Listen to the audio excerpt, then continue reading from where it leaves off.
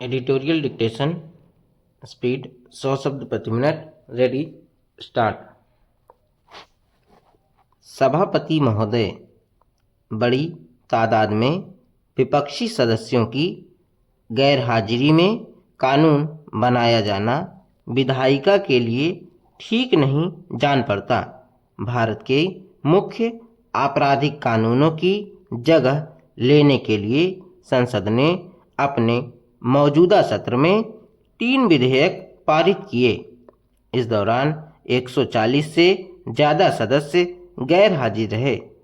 भले ही भारतीय न्याय संहिता जो आईपीसी की जगह लेगी, भारतीय नागरिक सुरक्षा संहिता जो सीआरपीसी की जगह लेगी और भारतीय साक्ष्य विधेयक को संसदीय अस्थायी समिति द्वारा जांच परखने के बाद पेश किया गया, तब भी पूरे देश पर होने वाले इनके असर के मद्देनज़र पूरे सदन की मौजूदगी में विधायी चर्चा की जरूरत थी। नतीजतन इन विधेयकों को लेकर उठी बहुत सी चिंताएं संसद में नहीं उठाई जा सकीं।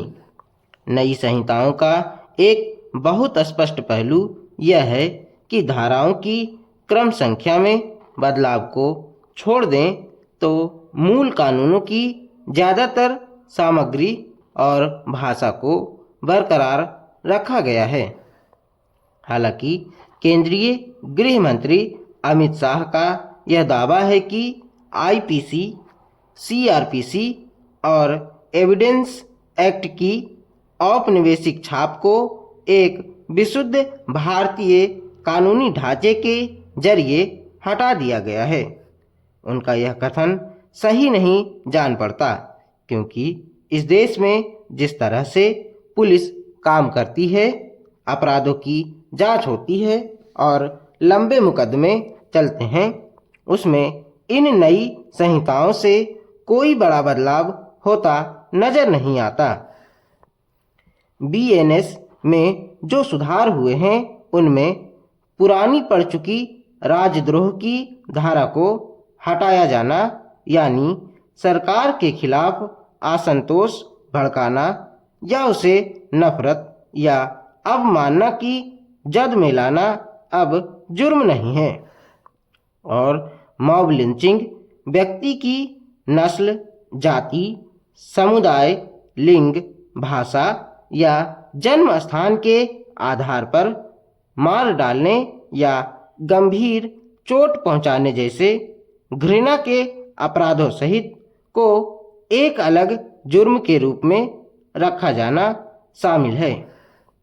एक अन्य सकारात्मक खूबी यह है कि व्यभिचार की धारा को लिंग निरपेक्ष जुर्म के रूप में वापस लाने की पैनल की सिफारिश को सरकार ने दरकिनार कर दिया है।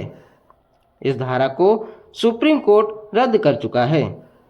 हालांकि इस पर सवाल हो सकता है कि जब आतंकवाद विशेष कानूनों के तहत दंडनीय है, तब क्या इसे आम दंड कानून में शामिल किया जाना चाहिए था। आतंकवाद जैसे गंभीर आरोपों का इस्तेमाल हल्के ढंग से नहीं किया जाना चाहिए।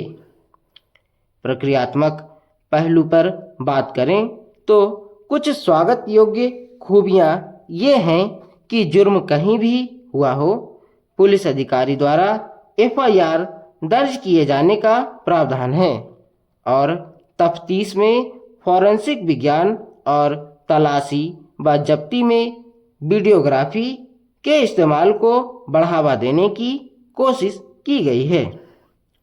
एक महत्वपूर्ण विफलता यह स्पष्ट नहीं किए जाने में है कि क्या नई फौजदारी प्रक्रिया 15 दिन की सीमा से अधिक पुलिस हिरासत की इजाज़त देती है या यह महज एक प्रावधान है जो किसी व्यक्ति की गिरफ्तारी के 15 दिन की इस अवधि को शुरुआती 40 या 60 दिनों के भीतर कितने भी दिनों तक खींचने की इजाज़त देता है। आपराधिक न्याय प्रणाली की तमाम खामियों से निपटने वाले एक कानूनी ढांचे के लिए बिना किसी दृष्टि के कानून में संशोधन नहीं किए जा सकते।